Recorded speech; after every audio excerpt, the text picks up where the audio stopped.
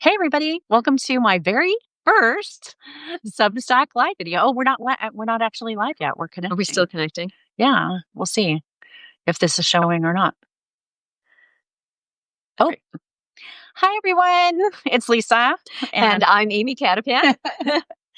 welcome to my very first use of the Substack Live feature. I'm so excited. I'm hoping that this will become a regular thing. I keep saying when life settles down, and I don't think that's going to happen Doesn't anytime soon. happen for us, Lisa. So life is not settled today, but I wanted to spend some time talking with Amy. We're here together. Tell them where we are.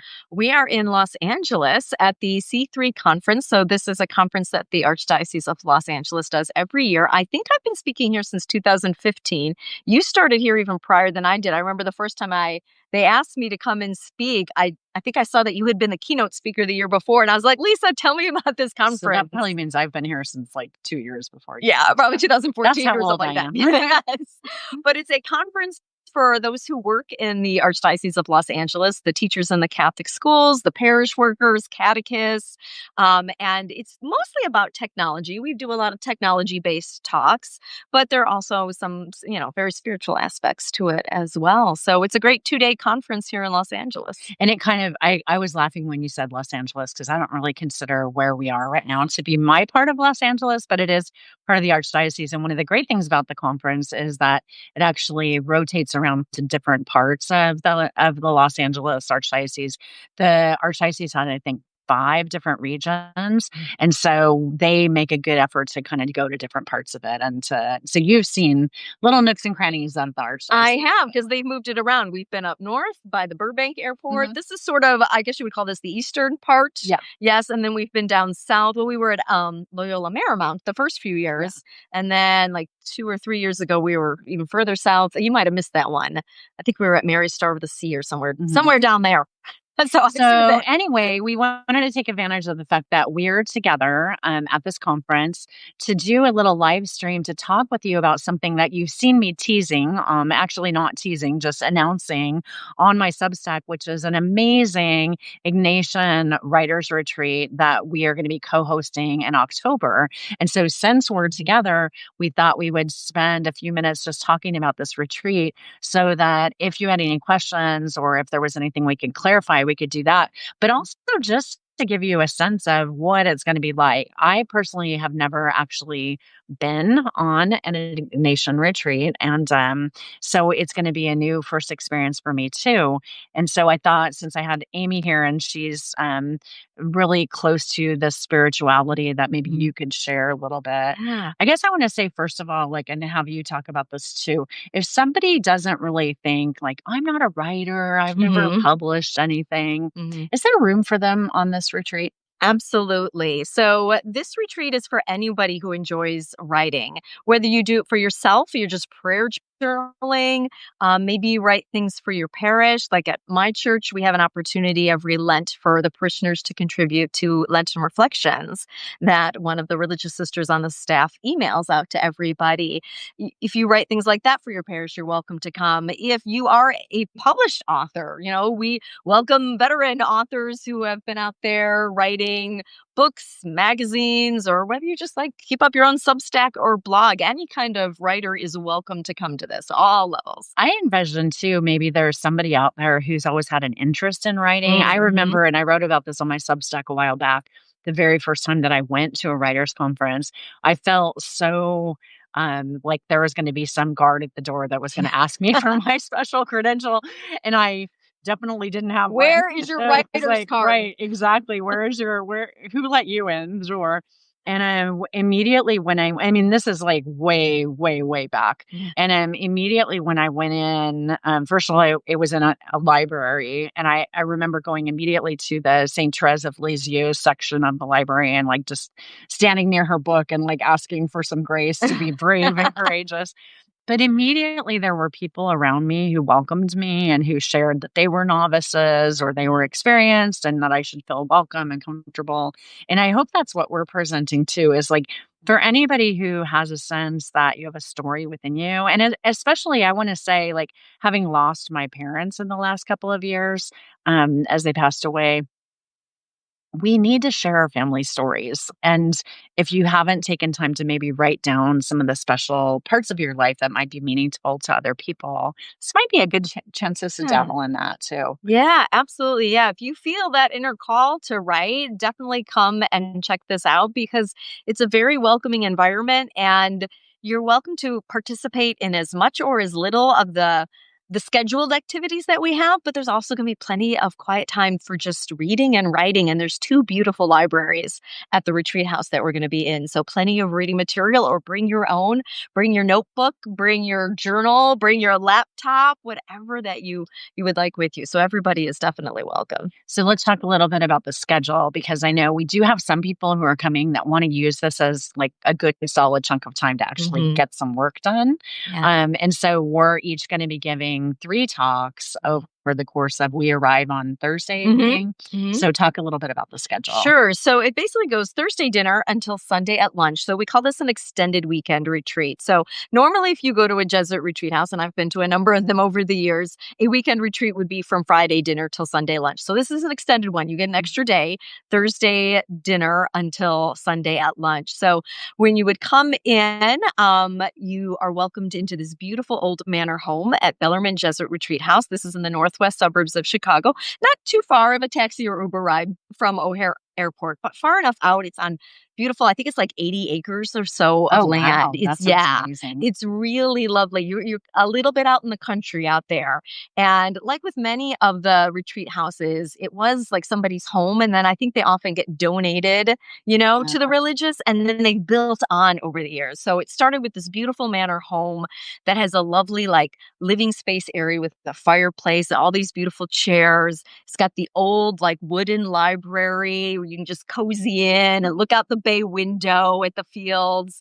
It has a beautiful chapel, the Sacred Heart Chapel, a lovely dining room, and then lots of rooms, some with private baths, some with a shared bath. But there's just lots of space to explore around. So we always start on this semi-silent retreat. That's what this one is called, with a welcome, an orientation. There's a little like happy hour, if you will, a little wine and cheese party, and we all get to kind of get to know each other. And then we have dinner. And after dinner, that's when we kind of settle into the silent-ish point of the retreat. And like Lisa was saying, we're each going to do 3 talks. I'm basically doing the afternoon, evening talks. Lisa's doing more of the morning-ish talks. Mhm. And then there's a good amount of time in the middle of the day for people to write, to read. Like I said, there's 2 libraries. To You take a nap? take a nap if you want to. Take Um, a walk? take a walk. There's what they call the bridle path. So there's actually because it's out kind of in the country area, there used to be a horse path through Oh, there. wow. So when I say bridle, I mean BRIDLE. AL. There's what they call the bridle path. So there's a nice area to walk through the woods. There's an outdoor Stations of the Cross. There's an outdoor prayer labyrinth. And if you don't know what that is, have you done a prayer Yes. labyrinth? Mhm. So a prayer labyrinth is a circular area on the ground. It looks sort of like a maze from above, but Mhm. you won't get lost because it's all marked by either stones or bricks, depending on how they did their prayer labyrinth. And it's just a beautiful meditative way. You can't get lost in the maze. You just keep Yeah. following the path until you get to the center. And some people will use it to pray the rosary. Some people will use it to just repeat a Bible passage over and Mhm. over again. So there's a beautiful prayer labyrinth. There's the St. Joseph gazebo. You can go sit in a Oh. gazebo. There's a butterfly garden. There's a little area dedicated to Mother Teresa with a statue of her. There's just so many beautiful grounds to explore. And we're doing this the first weekend in October, It's gonna be which, gorgeous, yes, right? this is the Yeah. time you come to the Chicago area. Like, you don't want to come right now when it's too hot. You want to come in the fall. September and October are like the best times, I think, to visit Yeah. Chicago. So it's going to be beautiful there. So there'll also be time for confessions. There'll be confessions available multiple times. Since this is a Jesuit retreat house, there are trained spiritual directors. There's priests, I should say, and trained lay spiritual directors. So you can sign up for like a 15-minute spiritual direction a session if you want. And then Lisa has graciously volunteered some of her time on Friday afternoon. You can sign up for a little slot to do a little mentoring session if you want a little. Well, why don't you talk a little bit like Yeah, I what are you mean, offering during your my mentoring? God, it's like 20-minute sessions, so it's not like you can bring in your great unpublished novel and I'll read the whole thing in 20 Yeah. minutes.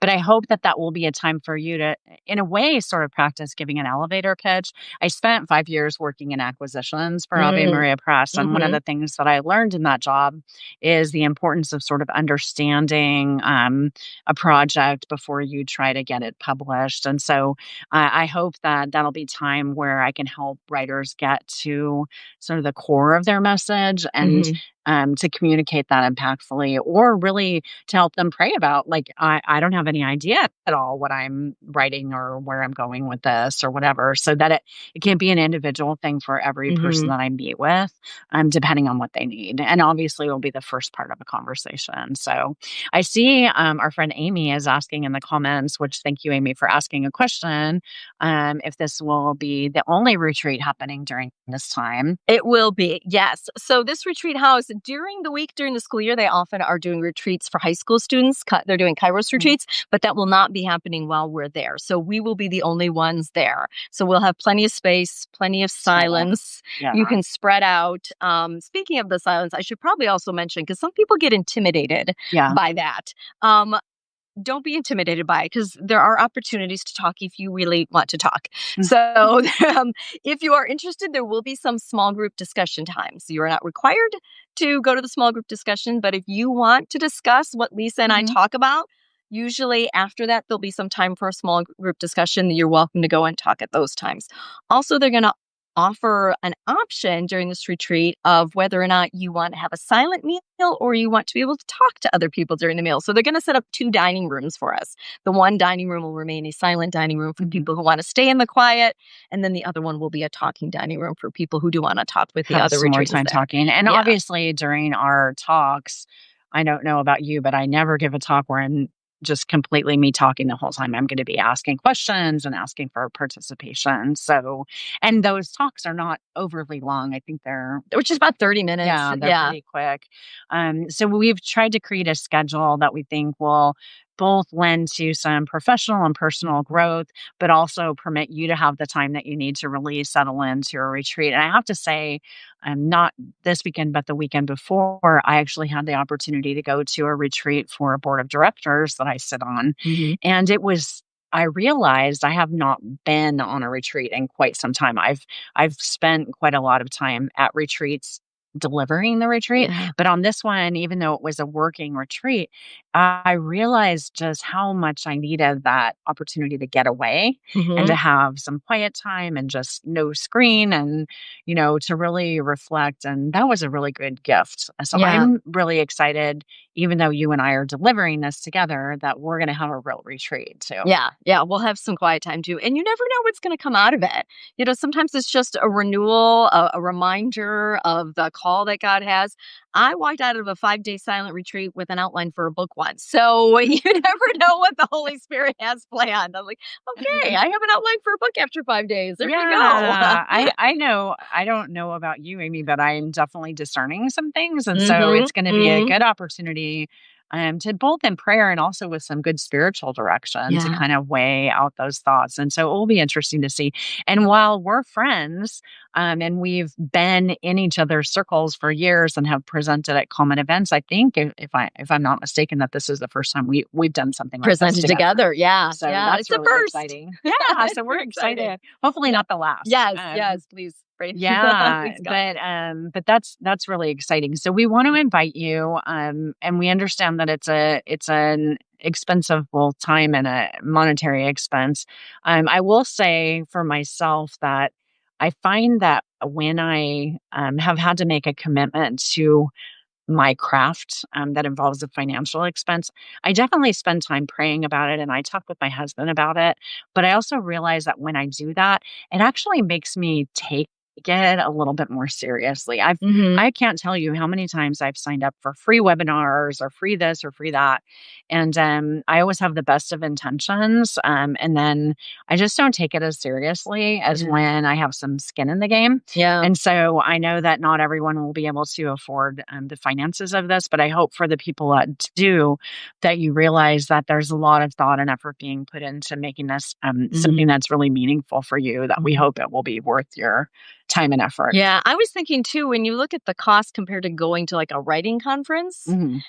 you can pay for a writing conference the same amount or more as this retreat, and it doesn't include your accommodations and your meals. So for this, it's including your accommodations and all your meals and the talks. And there's mass every day. I should add that in there. There's going to be a healing service on Saturday night. We're going to offer a little opportunity for an open mic night if you want to share just a few minutes of your own writing. So again, another opportunity to talk. You don't have to get too Yeah. scared of all this. Well, and just to say those things are optional too. Yes. So if you want to participate, that great. And if what you really need is like some classes and then just some time to be on your own, Mhm. that's the way that it can be for you Mhm. too. So it's like one size does not fit all. It'll Yeah. be, or what, maybe one size does fit all. Does one size Yeah, fit all? maybe. You get to adjust. It's like there's a belt and you just cinch it the way you need it. I will also say the library, there's 2 libraries there, and I've used those libraries for research for writing Oh, projects. cool. So like the last retreat that I went on, actually the last 2 that I've done, because I've been a retreatant at Bellarmine and I've been a retreat leader at Bellarmine. I've seen both ends of it. And the last 2 times I went as a retreatant instead of the retreat leader, I was going through the libraries and I was pulling out all their books on saints and doing research on saints for my book. So There's there's just nothing great like having a lot of resources. really cool books around. Yeah. And I want to say, in terms of, I guess maybe I should just speak to our how we complement one another. Amy and I, both are published authors. Amy, along with her work in nonfiction, has quite an extensive fiction background. And my fiction and my sort of nonfiction for children. I think we Mhm. have a nice complement of, Yeah. We have a wide variety of right. experiences Yeah. because you've written some picture books too. I haven't Mhm. gone down to picture book level, but I've done middle grade and I've done young adult Mhm. and I've done nonfiction for adults. So yeah, we've covered a fair I'm amount. regressing in my writing, so You're I'm going getting for younger and younger. I'm about to break that trend, and actually, I'm really hopeful that at the retreat, I'll have maybe a sneak peek of my brand new book that's coming out in Yes. October. So Yeah. we'll see if I can get some Yeah. there. That would be really amazing to have That you is know, at the another good retreat. thing to mention because sometimes people ask, like, can we get your books after your Yeah. talks? And Bellarmine does have what they call their resource center, which is a place where they have spiritual tools, including books. And I know they've been stocking up on some of copies of our books so that they will have them there and we'll have an opportunity to sign them at the end of the retreat too if people And want to. speaking of new books, let's pivot for a minute. Just we only want to take a couple more minutes, but we want to talk about Amy has a brand new book baby that's just newly published. Yes, And book baby number so I 5. know, oh my gosh, it's so crazy. So tell everybody a little bit about this new Yes. gift that you're bringing to the world. I'm very excited about this one because it really is rather a departure for me. So I started writing with books for kids since I'm a middle school English teacher. I wrote a middle grade mystery and a young adult fantasy novel. And then I started pivoting to writing nonfiction book for teachers. So those are my first 2 books with Ave Maria Press. But my new one is really broad audience. It can be read young adults and up. And it's called Hope Without Borders, 30 Days with Frances Xavier Cabrini, my girl St. Francis, Madre Cabrini. So if you may have seen the movie about her that came out. It's so popular last year, Yeah, right? last year Yeah. it came out. And I really fell in love with her even before that movie because I researched and wrote about her in my Saint Squad for Teachers because she started as a public school teacher in Italy and then started her religious order and was sent by Pope Leo the 13th, not the 14th, the 13th, to New York to care for the Italian immigrants who really didn't have a good number of Italian priests here to even like hear their confessions or to say homilies in Italian. And a lot of them were kind of falling away from the faith and they were discriminated against. They were not treated in the hospitals for white people back then. And some of them died in the terrible working conditions and children were orphaned. So she came on over and cared for these orphans and cared for these families and took care of their basic physical needs first and then, started caring for their spiritual needs Mhm. as well. And she's become the patron saint of immigrants because she not only cared for the immigrants here, she went to Latin America and South America, and she had houses in France and Spain as well. And I just really grew to love her. I found we had a lot in common. She's from northern Italy, just outside of Milan. My dad's family is from northeastern Italy, not too far from Venice. We're both pretty petite. I'm 5'2". I think she was about 5 feet, a Amy little is shorter sitting than on a me. high chair I am on a today. high chair. Don't let the higher chair fool you. I'm like this. We're both school teachers, both have a heart for immigrants because I have a large immigrant population that I teach. Both big time into Ignatian spirituality, which I didn't realize until I started digging into her letters and her retreat journals. And I was like, well, that makes sense because she chose the name Francis Xavier after the Yeah. Jesuit missionary, St. Francis Xavier, who, of course, was the missionary to China. And when you read through her retreat journals, you actually discover a lot of Ignatian spirituality. And she had her sisters doing a daily examen and doing the spiritual exercises of St. Ignatius. And she made sure they all went on retreat. So you should be like Cabrini and go on retreat and join us because she knew how important it was to take time to really be close to the heart of Jesus. And so this book gives you a chance to read her private retreat journals and the letters she sent to her missionary sisters because she traveled so much. She was always writing back to the other houses as she That's was so traveling. amazing. Yeah. And so each day you get a little piece of something she wrote, and then a thought of the day, which I wrote, and then a prayer to end your day, which I wrote. So I did some of the writing, but Mother Cabrini did a lot of the So heavy you're a lifting. co-author with Mother Cabrini. In some ways, On Amazon, I think it actually says like she's Francis the Xavier author. Cabrini. I'm the and, editor. Yeah. That's what it says on Amazon. Author Francis Xavier Cabrini, edited by Amy Cattapan. I'm like, You're well, the editor to a saint. I'm the editor Super to a cool. saint. I'll But take you it. get the royalties. I get the royalties. Sorry, Mother Cabrini. So that book, I'm going to be sure to put a link in our show notes here so that you can get a hold of it. It's through Ave Maria Press, and definitely we want to thank our friends at Ave Maria Press for the amazing books that they have out. And Amy's book is just one in a beautiful series that they do of 30 days with. Great spiritual teachers, they call it. Yeah, it's really an amazing series. So, and it's the kind of thing that like maybe if you've been away from reading for a while and you sort of have a hankering to kind of like jump back in with something that's a very gentle invitation to Nice get and back. short. Yeah, because it's something that you could do. And you can certainly take more time with it, but you could do it in 5 or 10 minutes a day. You could do it with your morning coffee or tea or whatever and beverage you enjoy. School year is starting up, so maybe this is a time when you want to kind of like jumpstart, a new habit of reading again and getting back into the quiet time in your spiritual life. So so congrats on that. Thank It's so you. awesome. I'm very excited. It's out there in the world now. I know. Yeah. So I guess as we close up, I'll just say to anybody that's listening to this after the fact, feel free to place any questions or comments that you have on my Substack or wherever you're going to get a hold of us, and we'll be sure to respond to those.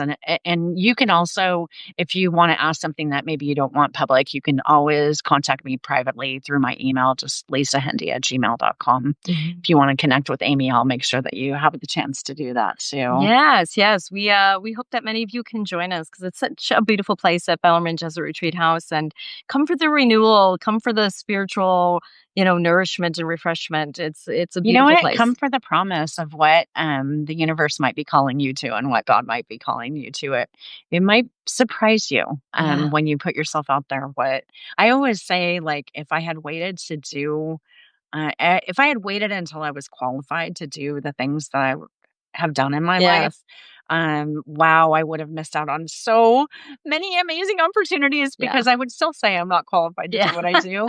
But when you give your yes and you open up your spirit and your heart to serving with the gifts that are within you, it's remarkable what can happen in your life. So if you're feeling afraid, I think that's a natural part of this. And just know that we're going to be there to maybe figuratively and literally hold your hand and walk this journey with you. Yeah. So. Pope Francis liked to say, our God is a God of surprises, which I think he actually stole from St. Ignatius, but that makes sense because he was a Jesuit.